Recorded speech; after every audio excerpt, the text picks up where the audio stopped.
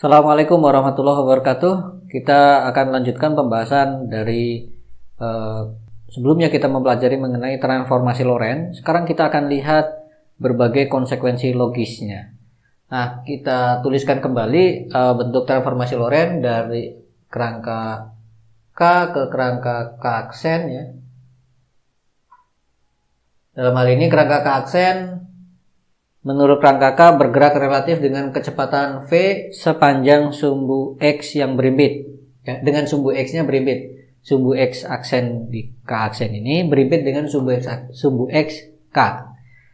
Nah, pergerakannya juga sepanjang sumbu X. Maka bentuk transformasi Lorentz-nya seperti ini. Kita tuliskan di sini ada faktor pengali gamma. Gamanya adalah 1 per akar 1 min V kuadrat per C kuadrat. Nah, sekarang kita akan langsung lihat apa konsekuensi yang bisa kita ambil dengan adanya faktor pengali gamma di sini. Ya, kita lihat di sini gamma ungkapannya adalah 1 per akar dari 1 min V kuadrat per C kuadrat. Kita fokus pada akar dari ya. Kita tahu suatu bilangan kalau kita ambil akarnya itu akan terdefinisikan kalau apa? Kalau bilangannya bukan negatif. Oke. Maka akar ini akan terdefinisikan kalau apa? Kalau 1 min V kuadrat per C kuadrat itu non negatif. Ya, tidak pernah negatif. Tetapi kalau ini akar ini misalkan nilainya 0 ya, diakarkan kemudian hasilnya adalah 0, maka nanti akan ada pembagian dengan 0. Maka itu juga tidak boleh ya, harus kita hindari. Maka kita persyaratkan di dalam akar ini nilainya tidak boleh 0. Jadi hanya boleh bernilai positif saja gitu. Nah, kembali ke sini, V ini, ungkapan V di sini tentunya ini adalah besar ya, besar dari kecepatan. Jadi kelajuannya.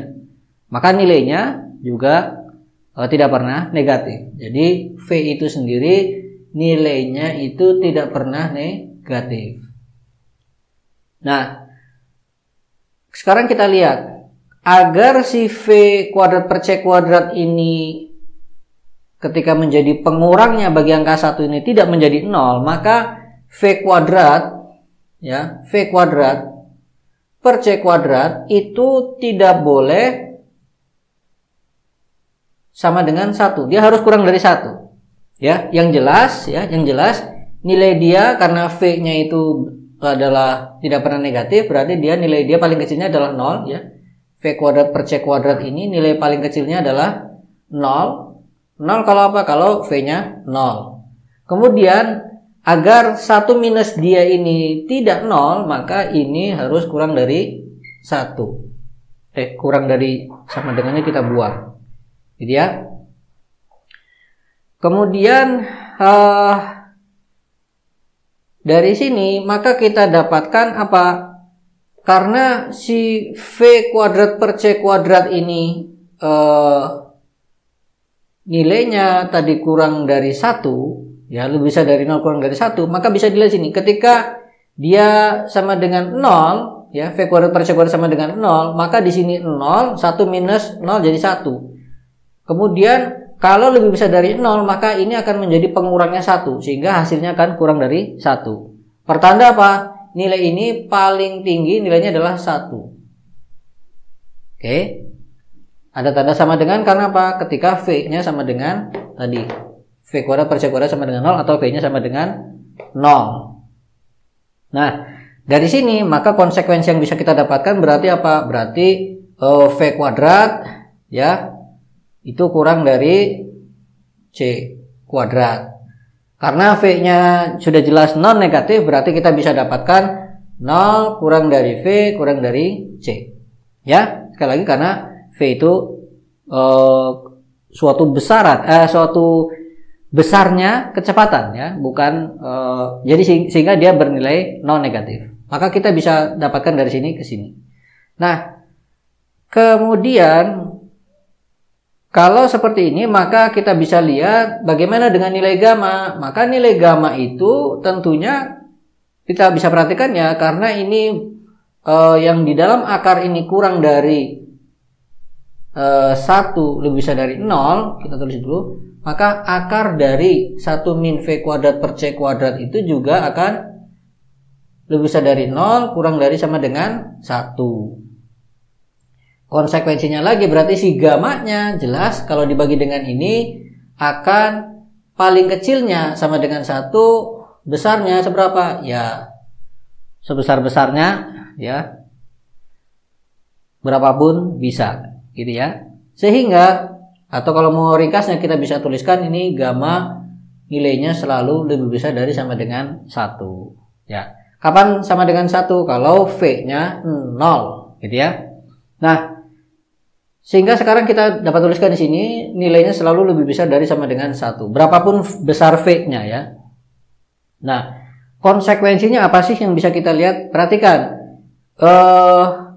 V berapapun ya, V berapapun yang jelas harus begini, harus memenuhi ini, menunjukkan bahwa gamma itu lebih besar dari 1. Bagaimana kalau V-nya lebih besar dari C? Kita bisa lihat di sini kalau V-nya lebih besar dari C, maka V kuadrat per C kuadrat itu lebih besar dari 1. 1 minus V kuadrat per C kuadrat jadinya negatif, maka tidak diizinkan ya. Oleh karena itu, maka dari sini orang bisa menyimpulkan bahwa apa? Bahwa di alam semesta ini menurut teori relativitas khususnya Einstein, di alam semesta tidak ada objek yang bisa memiliki kecepatan melampaui kecepatan cahaya. Ya, itu konsekuensinya gitu. Nah, maka kalau di kemudian hari nanti ditemukan ada benda partikel yang bisa kecepatannya melampaui kecepatan cahaya, ya otomatis teori ini harus dirombak gitu ya. Nah, kan orang mungkin bertanya, ini V tadi kan antar kerangka, kenapa kok berbicara akhirnya berkonsekuensi bahwa tidak ada benda yang kecepatannya melampaui kecepatan cahaya? Ya, kalau ada benda yang kecepatannya melampaui kecepatan cahaya, maka kita bisa sematkan kerangka pada benda tersebut, bergerak bersama dengan benda tersebut. Ya, jadi tinggal kita sematkan saja kerangka pada benda tadi, maka itulah kerangka yang V-nya nanti akan melampaui kecepatan cahaya. Ya, jadi itu tadi ya. Sekali lagi yang harus dipahami apa? Berdasarkan teorinya, seharusnya tidak ada benda yang melampaui kecepatan cahaya. Tapi teori itu tidak bisa mendikte eksperimen, tidak bisa mendikte fenomena di alam gitu ya. Fenomena di alam lah yang akan mendikte teori. Kalau nanti fenomena di alam ditemukan ya bahwa ada benda melampaui kecepatan cahaya, ya teorinya yang harus menyesuaikan gitu. Oke, jadi sudah jelas satu konsekuensi berarti seharusnya tidak ada benda melampaui kecepatan cahaya. Kemudian sekarang kita akan lihat transformasi balikannya ya. Bentuknya adalah seperti ini, tinggal kita rubah tanda minus di depan V itu menjadi plus gitu ya. Kaidah sederhananya seperti itu. Jadi ini nanti akan jadi plus V, lalu ini T aksen. Kemudian Y sama dengan Y aksen, Z sama dengan Z aksen. Yang T juga pakai kaidah yang sama. Ini T aksen, ini plus V per C kuadrat ya, kalikan X aksen. Oke, ini saya hapus dulu. Nah, bagaimana mendapatkan bentuk transformasi balikannya? Jadi kalau ini adalah dari K, kita dapatkan nilai di K aksen. Kalau ini sebalikannya, nilai di K aksen untuk mendapatkan nilai K. Nah, untuk mendapatkan ini menjadi tugas bagi pemirsa, penonton, untuk membalik dari sini sehingga dapat ini ya. Tidak perlu kita bahas di sini. Berikutnya, kita tinjau sekarang misalkan suatu benda. Ya, suatu benda ini katakanlah kerangka K aksen, ini kerangka K. Suatu benda terletak atau bergerak bersama dengan K aksen. Ya, K aksen bergerak relatif terhadap kerangka K dengan kelajuan sebesar V. Lalu benda ini katakanlah panjangnya L aksen. Ya, jadi benda bergerak bersama K aksen. Maka bagi K aksen benda ini diam. Oke. Kita taruh koordinat, misalkan ini posisinya X1, ini posisinya X2. Katakanlah benda tadi itu terletak searah ya panjangnya dengan arah sumbu X-nya gitu. Ini X aksennya. Oh, ini berarti aksennya. Nah, misalkan ini adalah Z-nya, Z aksen. Nah, kemudian bagaimana panjang benda versi kerangka K? Ya, versi pengamatan di kerangka K. Maka dengan menggunakan ini kita bisa tentukan berapa panjangnya. Kalau versi aksen, K aksen adalah L aksen, yaitu sama dengan X2 aksen minus X1 aksen, maka versi kerangka K akan kita dapatkan bentuknya begini. X1 min V T1 minus gamma X2 ya. X2 X1 min V T1. Nah, kita ingat kembali kaidah yang disampaikan atau ditegaskan oleh Einstein, yaitu apa? Kalau bendanya sedang diam, ya kita ukur seperti biasa, maka didapatlah panjang L aksen ini ya. Ujung-ujungnya di mana tinggal ukur jarak antar ujung-ujungnya itu. Sudah selesai. Tapi kalau bendanya sedang bergerak, berarti sekarang ini kita berbicara versinya kerangka K. Menurut kerangka K, benda ini sedang bergerak. Bagaimana menentukan panjangnya? Kita ingat kembali, caranya adalah tentukan kedua ujung dari benda tersebut pada saat yang bersamaan. Maka ujung X2 aksen ini, ujung ini bagi si K itu katakanlah X2. Lalu ujung sini katakanlah bagi si K itu adalah X1. Tapi kedua ujung ini X2 dan X1 ini harus ditentukan pada saat yang bersamaan. Maka haruslah pada saat menentukan X2 itu T2-nya sama dengan T1. Pada saat menentukan X2 dan X1 itu T2 dan T1 harus sama. Gitu ya. Kalau seperti itu, maka konsekuensinya apa? Maka ini ya, kali ini kita susun menjadi seperti ini. Lalu ini adalah minus gamma V, lalu ini adalah T2 min T1. Oke. Setelah kita susun ya, ini berarti saya taruh di bawah. Lalu berdasarkan kesepakatan cara pengukuran panjang untuk benda yang bergerak, maka kedua titik ini harus diukur pada saat yang bersamaan, yaitu T2 harus sama dengan T1. Berarti konsekuensinya ini harus sama dengan 0. Sehingga kita dapatkan gamma X2 min X1. Nah, inilah panjang versi kerangka K. Sehingga kita dapatkan apa? L aksen itu sama dengan gamma kalikan L. Karena si gamma itu lebih besar dari sama dengan 1, maka jelas apa? Bahwa L aksen itu lebih besar dari sama dengan L. Ya. Jelas begitu, kita dapatkan konsekuensinya. Jadi L aksen lebih besar dari sama dengan L. Nah, sekarang kita kembali lagi di sini. Menurut kerangka K aksen, misalkan panjangnya adalah 10 cm misalkan gitu ya. Nah, bagi kerangka K tidak 10 tapi lebih kecil. Misalkan 5 misalkan, jadi setengahnya gitu ya. Misalkan begitu. Ya. Jadi ini salah satu konsekuensinya bahwa apa? Panjang benda itu akan teramati lebih memendek dibandingkan ketika benda itu sedang bergerak dibandingkan dengan panjang benda ketika dia sedang diam, gitu ya. Nah, fenomena seperti itu dikenal dengan fenomena kontraksi Lorentz, ya, fenomena kontraksi Lorentz. Sekali lagi, semua itu tadi karena kita menggunakan kesepakatan pengukuran panjang yang sudah ditegaskan oleh Einstein, ya. Nah, maka kita sudah sampai pada salah satu konsekuensi lagi dari transformasi Lorentz. Kemudian nah sekarang begini, bagaimana kalau bendanya tidak istilahnya ini ya, membujur ya ke arah sumbu X ini, yaitu ke arah yang searah dengan pergerakan kerangkanya. Bagaimana kalau bendanya itu membujurnya itu tegak lurus ke arah terhadap arah pergerakan kerangkanya ini, terhadap arah pergerakan kerangkanya. Maka yang perlu kita tandai adalah, misalkan kalau ini ke arah Z ya, berarti Z1 aksennya di mana, ya kan? Z2 aksen di mana. Lalu menurut K juga harus ditandai Z1-nya di mana, Z2-nya di mana, lalu kita kurangkan, ya. Nah, maka kalau kita lihat dari persamaan ini jelas Z2 aksen kurang dari Z1 aksen itu akan sama dengan Z2 min Z1.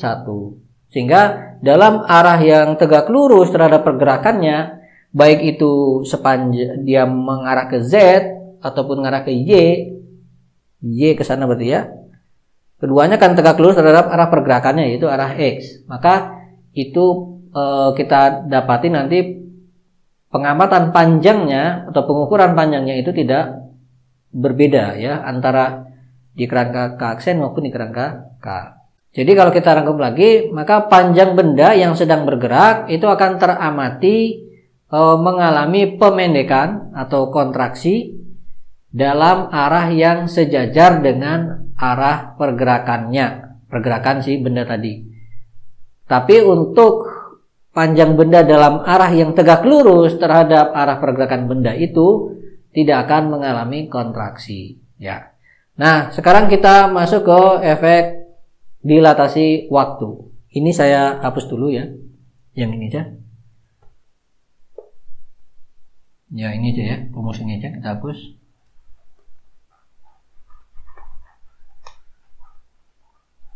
Kita misalkan tinjau 1 jam saja ya. 1 jam.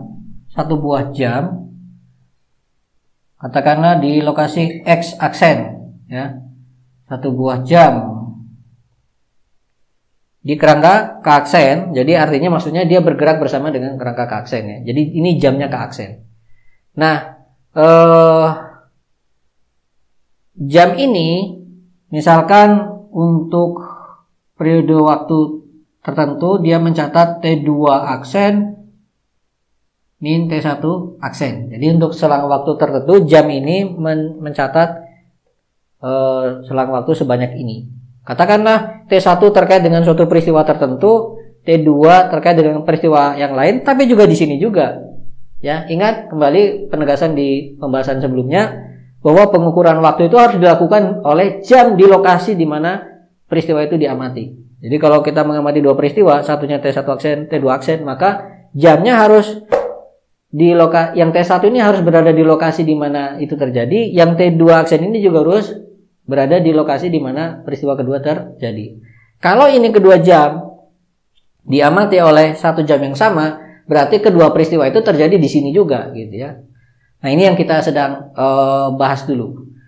Nah, kemudian kalau kita gunakan transformasi balikan Lorentz ini, ya, maka pengamatan peristiwa pertama tadi itu oleh jam di K itu adalah T1. Ini sama dengan gamma, tentunya adalah T1 aksen plus V per C2, lalu posisinya tentunya di X aksen. Ya, ini kita gunakan rumus di kerangka rumus transformasi balikannya. Kemudian T2 juga begitu untuk peristiwa kedua, T2 aksen plus V per C kuadrat X aksen. Jadi kalau tadi kita asumsikan pengamatan 2 peristiwa oleh 1 jam yang sama, 1 jam di sini menurut kerangka K aksen, maka kalau menurut kerangka K, kedua peristiwa tadi tentunya akan berbeda lokasi ya, karena pada saat pertama mungkin di sini, saat kedua bagi kerangka K sudah di mana, gitu ya. Nah, sehingga sekarang kalau kita kurangkan ini selang waktunya menurut kerangka K, berarti kita harus mengurangkan T2 min T1.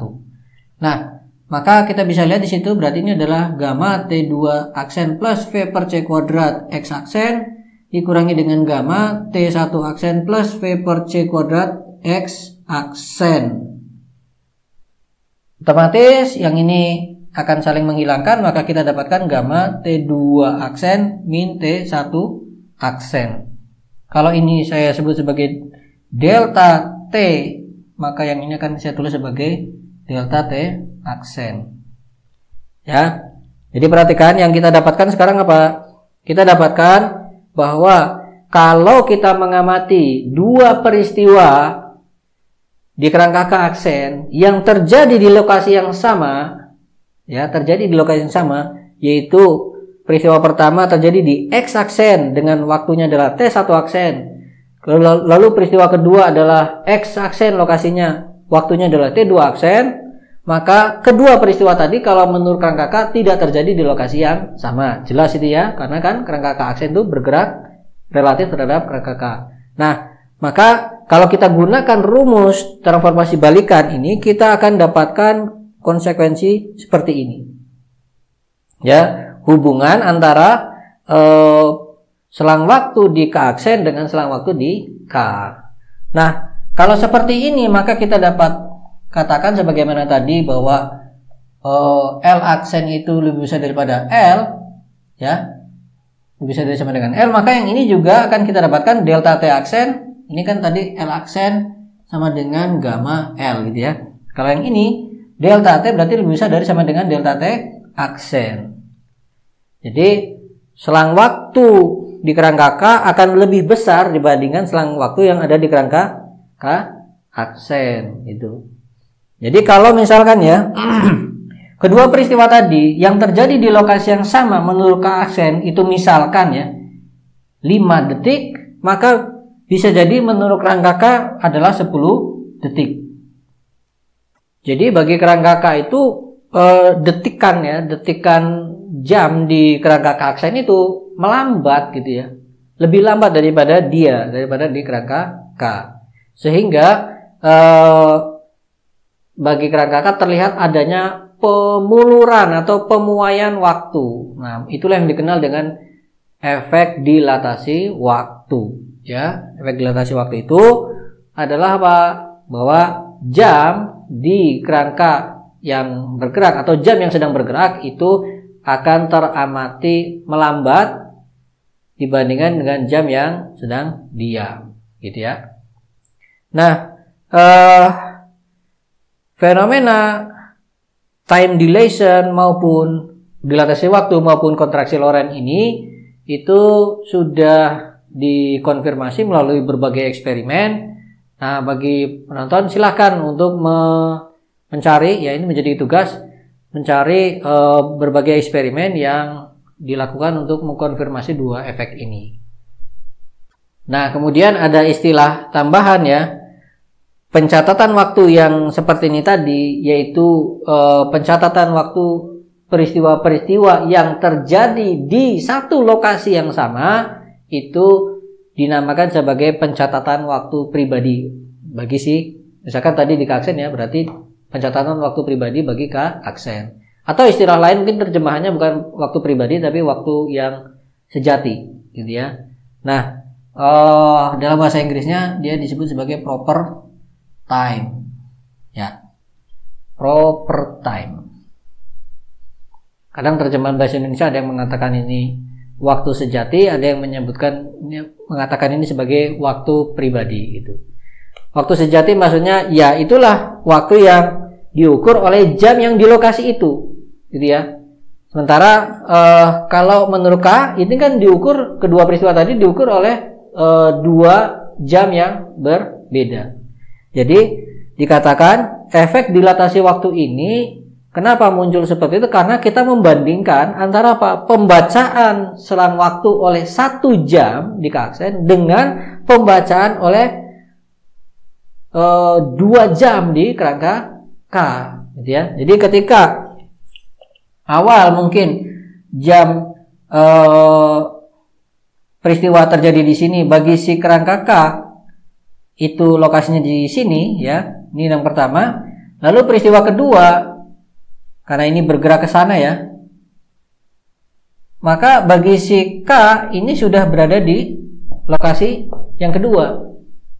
Ya, sementara kalau bagi kerangka K aksen lokasinya tetap di sini saja, tetap di sini sama, tetap di sini, tetap di sini, ya. Jadi bagi kerangka K aksen, kedua peristiwa tadi terjadi di lokasi yang sama, sementara bagi kerangka K terjadi di dua lokasi yang berbeda. Maka kedua peristiwa tadi bagi kerangka K harus dicatat dengan 2 jam yang berbeda lokasi, gitu ya. Jadi ini pembandingan antara 1 jam pencatatan oleh 1 jam di K aksen dengan pencatatan oleh 2 jam di K. Maka muncullah efek dilatasi waktu. Nah, kemudian dan ini tentunya harus bersifat resiprokal ya, jadi simetri. Tidak peduli siapa yang bergerak ya. Bagi kerangka K aksen juga nanti melihat kerangka K juga jamnya melambat gitu. Nah, kalau seperti itu bagaimana kalau misalkan orang melakukan perjalanan ke luar angkasa, seharusnya dia jamnya melambat sehingga dia lebih muda gitu ya. Di sini sudah melalui 10 tahun, dia mungkin baru 5 tahun misalkan gitu. Dia baru 5 tahun, otomatis dia lebih muda kan. Nah, tapi bagi dia yang pergi ke luar akan menganggap sebaliknya, yaitu bahwa jam yang di bumi itu yang justru harusnya melambat, sehingga yang di bumi lah yang akan lebih muda gitu. Nah, bagaimana menghadapi paradoks seperti ini? Dan itu kita kenal sebagai paradoks si kembar ya, karena diasumsikan nanti ada 2 orang kembar, satu di bumi, satu melakukan perjalanan keluar angkasa, lalu nanti pas kembali siapa yang lebih muda kan gitu. Versi yang di bumi harusnya yang berangkat ke sana lah yang lebih muda, sementara versi yang melakukan perjalanan keluar angkasa itu yang di bumi lah yang harus lebih muda. Nah, paradoks si kembar ini akan kita bahas insya Allah nanti di video yang lain ya, tidak dalam video ini. Jadi untuk video ini kita lihat konsekuensi logis dari transformasi Lorentz yang kita sudah turunkan di video sebelumnya. Yang pertama tadi bahwa seharusnya tidak ada benda yang kecepatannya dapat melampaui kecepatan cahaya. Kemudian juga tidak ada kemudian adanya efek kontraksi panjang atau dikenal dengan kontraksi Lorentz, yaitu apa? Benda akan mengalami pemendekan dalam arah pemendekan si panjangnya ya, dalam arah yang sejajar dengan arah pergerakan benda tadi. Sementara untuk yang arah tegak lurus terhadap arah pergerakan benda itu komponen panjangnya tidak akan mengalami kontraksi gitu. Kemudian berikutnya kita juga mendapatkan adanya konsekuensi efek pemuluran waktu, yaitu pengukuran oleh jam untuk 2 peristiwa yang terjadi di lokasi yang sama itu akan selalu lebih pendek, dan itulah yang akan paling pendek ya dibandingkan dengan pengukuran oleh jam lain yang melihat kedua peristiwa tadi bergerak itu. Sehingga yang melihat kedua peristiwa tadi terjadi di lokasi yang berbeda. Nah, sampai di sini pembahasan kita untuk masalah kontraksi Lorentz dan dilatasi waktu. Insyaallah nanti kita lanjutkan ke kaidah penjumlahan kecepatan Einstein, kemudian kaidah percepatan dan seterusnya. Baik, saya akhiri, terima kasih. Assalamualaikum warahmatullahi wabarakatuh.